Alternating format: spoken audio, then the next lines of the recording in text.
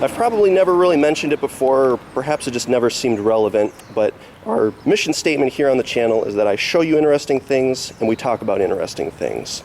And while this may look like an ordinary 2010 Cadillac CTS, as you may have guessed based on the title, it actually has a few tricks up its sleeve. Or in this case, up its ass. Let's take a look. I'll pick this up and check this out.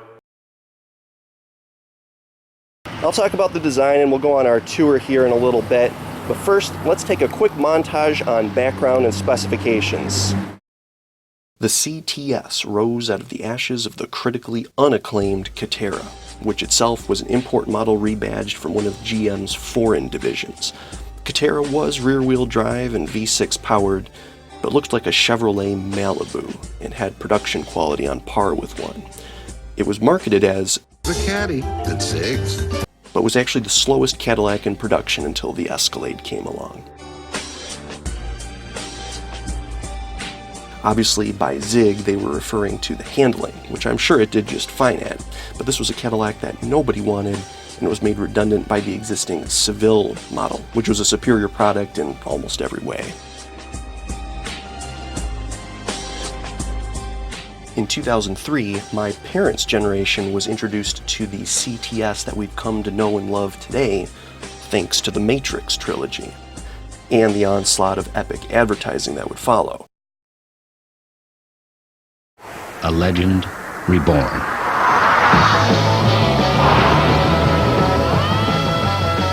Cadillac CTS. Breakthrough.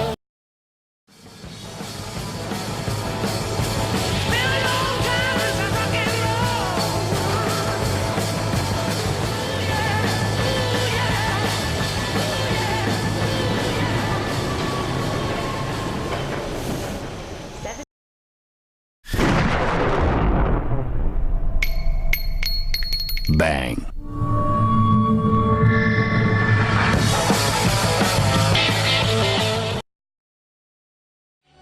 To this day, I personally find it difficult to think about Led Zeppelin without bringing to mind early 2000s Cadillacs. Now, GM did two very important things with this product launch. Number one, it rolled out a brand new and highly attractive design language to no fewer than 4 of its models right out of the starting gate. Number two, they invested in a brand new set of rear-wheel drive underpinnings to modernize both Cadillac and the greater GM fleet.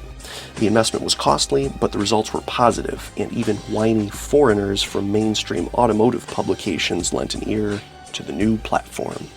Amazing! It's gone round a corner at more than 5 miles an hour without jumping into a bush. Fast forward with me, if you will, to 2008. Riding the waves of the success of the first generation, the CTS was given a slight facelift, also to critical acclaim, and then in 2010, right in the midst of the economic catastrophe, the world was gifted with Cadillac's first and only Wagon. The CTS Wagon is a unibody longitudinal rear-wheel drive car with an overall length of just 191.3 inches, but a generous 25 cubic feet of cargo capacity when the back seats are up. Cut that seating area down and you're left with an impressive 58 cubic feet. The base engine is a direct injected 3.0, but most of the wagons that I've seen, including the one shown here, feature the LLT high feature 3.6, which delivers a cool 304 horsepower and 273 pound-feet of torque. The transmission is a 6-speed automatic exclusive to Cadillac, with the exception of the Chevrolet Colorado, or a 6-speed manual. Most publications reported that this combo could run the 4,200-pound wagon to 60 in about 7 seconds.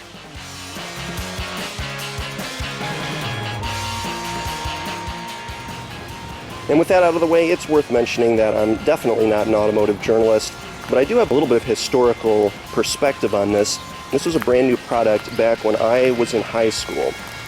And to give you some further historical background on that, this would have been released in 2009, back when Windows 7 had just been released, Windows Vista was still mainstream, and the Xbox 360 still looked like this.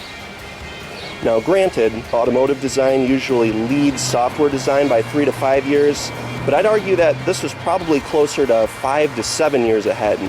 This is the first redesign of the second generation of the CTS, and in my opinion, this was the climax of the art and science design philosophy, and that continues here to the back, complete with taillights so sharp they'll give you a paper cut, or at least that's my sarcastic theory about the matter anyway.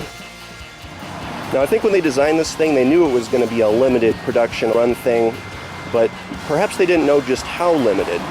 If this were a film, I'd say it's one that they went way over budget on and under-delivered at the box office. And I think that analogy holds true more literally than not. Unfortunately, even though they ran this for a solid 5 years, they didn't sell that well. Even the Coupe, which I believe was only in production for 4 model years of this generation, sold. The sedan, in its full run from 2008 up to 2014, if I'm not mistaken, sold. But the Lonely Wagon here, over its 5 years, starting in 2010, sold only 7,000 units. So they're definitely quite rare, and they're definitely quite a treat to see. It's a very unique, very nice product. They obviously did put a decent amount of effort into the wagon part of the CTS wagon, or the Sportwagon as their sales literature referred to it. And that should be enough rambling about the design. Let's take a look at all the wagon stuff, things you're here for. We'll start with the keys. That's a logical place to start. Cadillac has always had nice keys. These are no exception. They definitely stand out among the other GM stuff from the time. Hold this down, and the trunk opens. I'd like to just take a moment to talk about some of the design ingenuity that went into this. I'd like to stress that this is a mid-size car. Even though it is the wagon, it's still based on the CTS sedan, which itself only has about 13 cubic feet of trunk space. So they definitely did a worthy job here converting this into a wagon, but there were still some compromises that had to be made. Now, I can go over all the standard doohickeys and accessories and stuff that most of the major publications talk about, but those have already been discussed to death, so we'll talk about some of the more interesting bits here. One example of such ingenuity is found right here in the spare tire well underneath the trunk. You'll notice that there's a piece of the sound system inside the donut. And I have a theory about why this is. Again, this is the wagon. It's based on the mid-size sedan.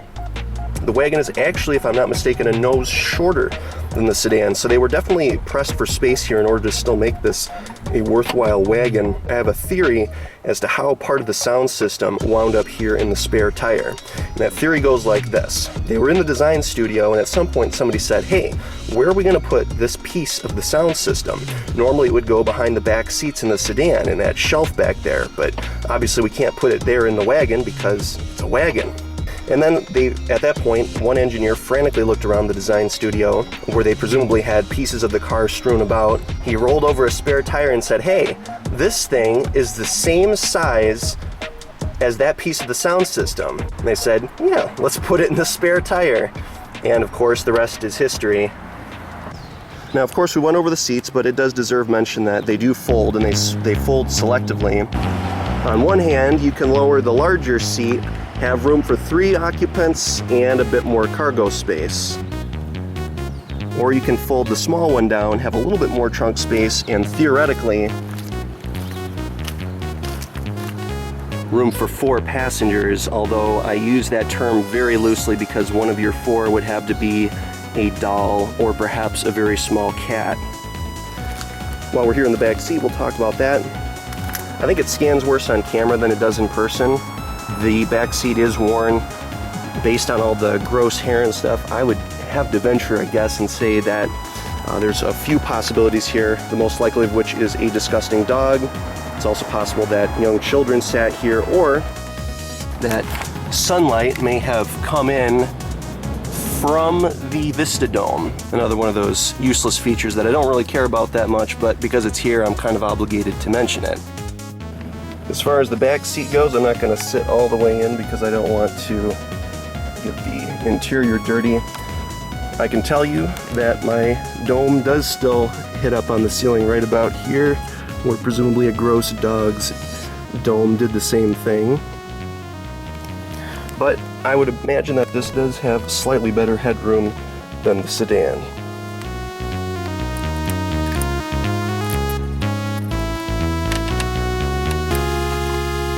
But we'll take our tour up front here and continue onward there.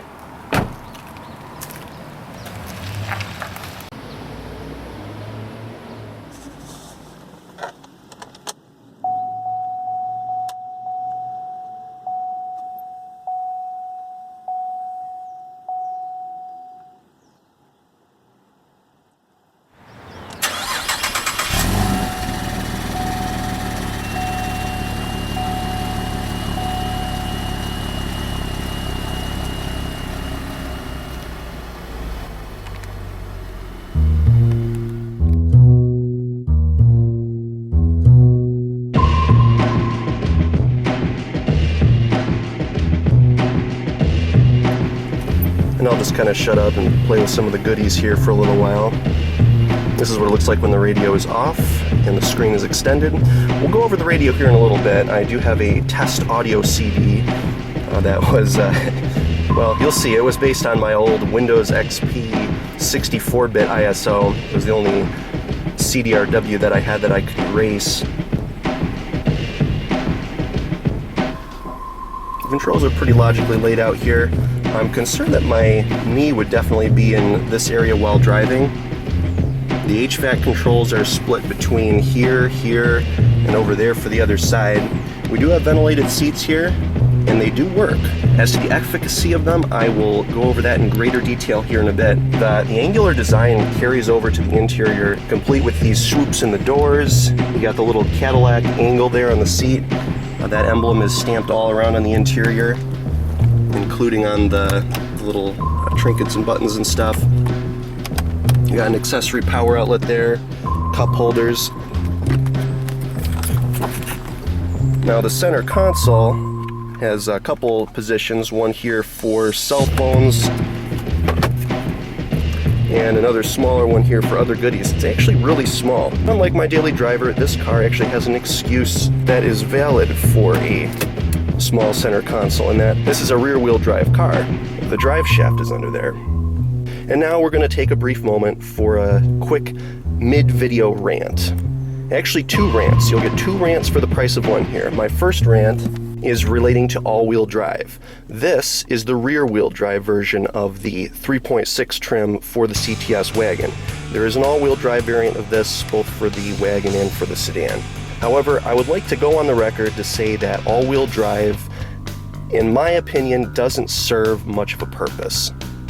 And you could probably make the all-wheel drive case better for this car than you could for most. This has the athletic package, so you have the fancy wheels, very low profile tires, very low ground clearance, just a generally athletic stance all around. So there is some legitimate concern that you could get stuck during winter, but I'll stress all-wheel drive only gives you advantages in one of 3 areas, and that's under acceleration and getting unstuck. It does not help you corner, and it does not help you stop. If you want those things, winter tires are recommended. Winter tires help with all 3 of those things, and they don't slow you down during the summer months. I will stress that in my opinion, all-wheel drive serves little purpose other than to make a car slow, heavy, get bad gas mileage, and make it more complex to maintain and repair. And now that we've completed the all-wheel drive rant, I'd like to do the ventilated seats rant, because this is a car that is available with ventilated seats, but not always so equipped. And there's a lot of misinformation and just general ignorance floating around in the ether regarding ventilated seats, so I just want to set the record straight. A lot of people assume that because the point of heated seats is to keep you warm in the winter, that the point of ventilated seats is to keep you cold in the summer. And while that holds true to some extent, the real point of ventilated seats is so that you can get out of a 20-minute, 40-minute, or even 60-minute or longer drive feeling as fresh as when you got in. Anybody who's taken a long drive in a humid or hot environment, even if it's not really a warm day, knows what it's like to not really feel fresh after taking a drive. And this is for the simple scientific reason that those parts of your body, your back and the bottom of your legs, are making physical contact with that seat and preventing the natural ventilation of things. The ventilated seats help to combat that. So when people say, well, I can't feel it, that's the point. I bought a $50 ventilated seat cushion for my daily driver, and personally, I can't actually feel it after the first few minutes of driving. But that's okay. You know it did its job when you get out of the car after a long drive and you don't feel gross. And with that, we're going to attempt to set up the tripod back here and go on a quick test drive and audio tour.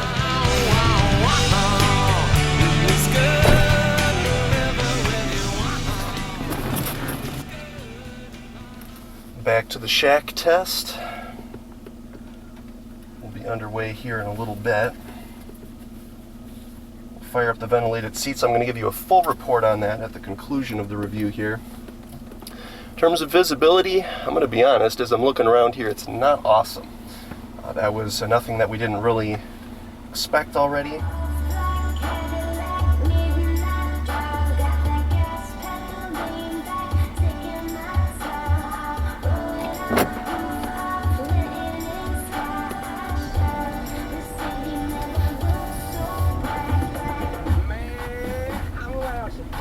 Burning Mac would have been prouder. Looking down from heaven like Hannah, stylish, smiling. Don't pay attention to the mileage. Can I hit the freeway illegally going 120 easy, weaving in and out of the traffic? Thinking I catch me, I'm smashing. I'm looking rocking in my gear. I'm looking fucking fantastic. I am up in the classic now. I know what it's like under the city lights, riding into the night, driving over the bridge, the same one we walk across as kids. Knew what happened with the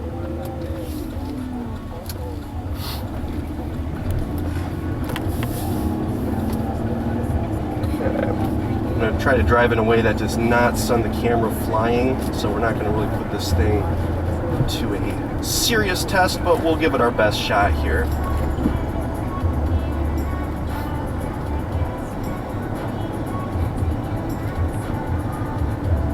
In terms of ergonomics, it doesn't really feel too terribly bad. I've not done a whole lot with adjustment of the seats so far.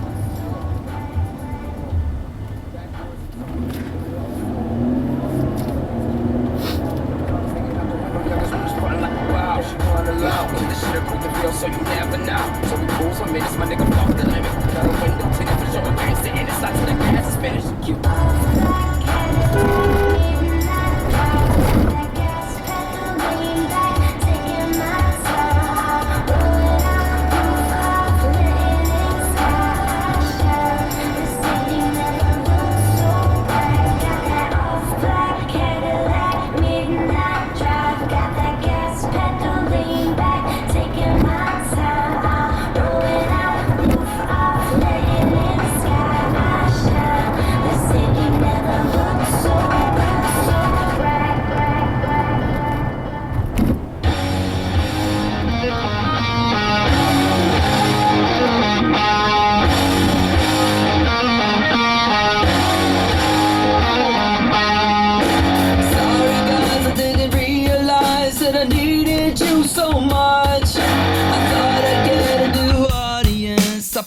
That disco sucks. Tragically, this was the last frame of footage I was able to capture before the SD card on the camera was full, so much of the test drive was lost. My ultimate assessment of the audio system was that it seemed to do a fine job. Nothing mind-blowing, but certainly not mediocre. There are a few features about the radio that I neglected to mention previously, however.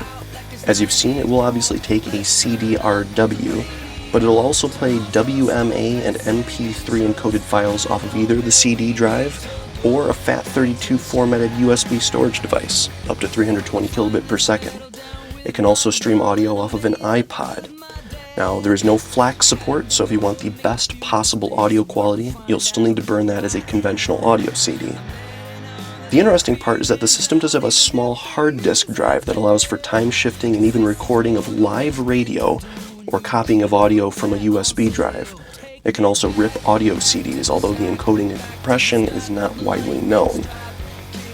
At any rate, the user-accessible storage is said to be only about 10 gigabytes, as most of the 40 gigabyte disk is presumably used by map data and walled off for the DVR functionality.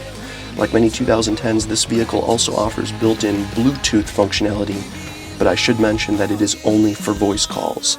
There is no A2DP support, which means that you can't really play music or podcasts wirelessly. My test drive only confirmed my suspicions from earlier about visibility. The A-pillars are thick, the B-pillars are thick, and the absolutely massive D-pillars that give this wagon its distinctive look do swallow up a lot of the road behind the driver. On the highway, this means that doing a better job of knowing what's around your vehicle is even more essential. In the city, it means that it is easier for potential problems to hide out in the A-pillar blind zone. And when backing up, it forces the driver to rely partly on the low-resolution backup camera, as well as general intuition and spatial awareness. In short, for folks coming from a vehicle with good visibility, there is a modest learning curve in the beginning and some behavioral adjustments that may need to be made. I got that sunshine in my pocket, got that fire like a rocket, say the word, you know I'm ready to go. In the area of overall durability, there were a few issues that jumped out at me. In the case of the failed struts on the trunk, this was literally. After I was handed the keys, the first thing I did was open the trunk and put the tripod and camera inside. As I was doing so, it began to slam closed on me, which was a rather unpleasant surprise, as you might imagine. This is probably just a case of needing replacement struts, but would not be something that I'd expect to go bad after less than 10 years. There was also some rust seen on the back right fender, which I can almost forgive since it was highly probable that this thing was driven through countless miles of salt and other winter nastiness. But again, it is still a bit disconcerting to see on such a new car. Finally, there's the matter of the driver's door. I didn't stick around to really even examine, let alone troubleshoot the problem, as I was working on a deadline, but the driver's door, despite the fact that the key fob worked just fine otherwise, simply would not open from the outside. I had to use the emergency key to release it every single time. Further research revealed that this is likely due to a failing switch inside of the handle mechanism. Whatever it was kind of annoying. As is often the case on inexpensive used vehicles, the check engine light and other warning indicators were illuminated. I didn't bring a scan tool, so I couldn't tell you what problems the computer thinks might have been ailing the engine, but there was also an error on screen relating to the tire pressure monitoring. Nothing felt or sounded off as I drove, but it's anyone's guess at this point as to why codes were being thrown, and it's clear that at least several $100s in repairs to the driveline and various interior and external components are needed. Apart from that, the ashtray being stuck open was the only other notable problem I could see with this car, and we could probably attribute that to a disgusting dog rather than the high miles. I think the main takeaway from today's little excursion is just to keep gross animals out of your car. That and the fact that the Cadillac CTS Sportwagon retains its crown as my favorite wagon ever.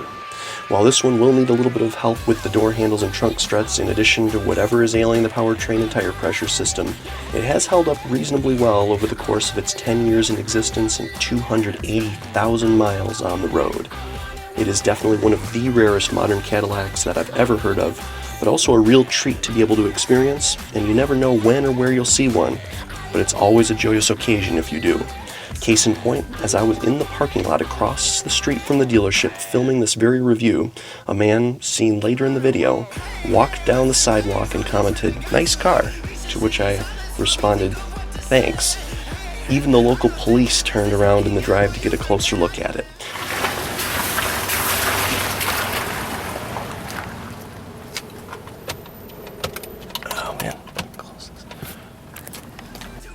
And this was after I had spotted another CTS wagon on the highway on my way to GR to check out this one. That's 2 CTS wagons in one day, after having not seen a single one in the wild for many months. If you'd like to experience the spectacularity of this wagon for yourself, this particular specimen was last seen at Bernie's Motor Sales out of Grand Rapids, Michigan, who I'm deeply thankful to for allowing me to film this review and spend so much time learning. Unfortunately, it promptly sold within a matter of days of my being on site.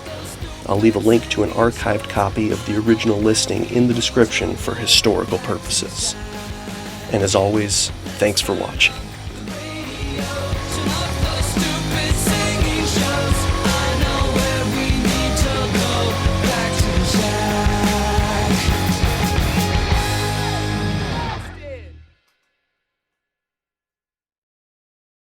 You could have seen it coming. Bells and whistles, ladies and gentlemen, bells and whistles.